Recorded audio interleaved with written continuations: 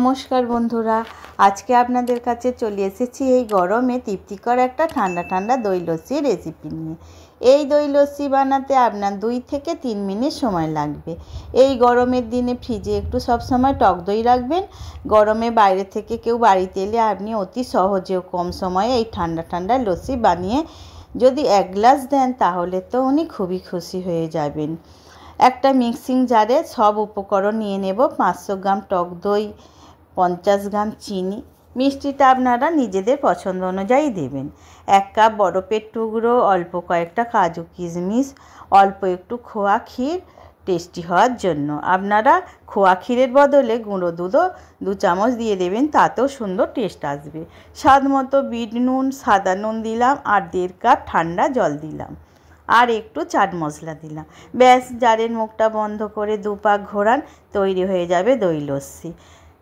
গ্লাসে ঢেলে ওপর থেকে একটু ড্রাই ফ্রুট কোচানো ও সামান্য গোলমরিচের গুঁড়ো ছড়িয়ে পরিবেশন করুন ও নিজেও খেয়ে তৃপ্তি অনুভব করুন।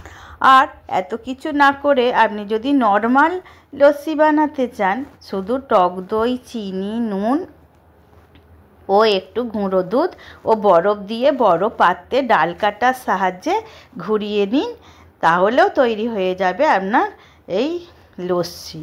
আর 1 গ্লাস পান করুন, দেখবেন তৃপ্তি।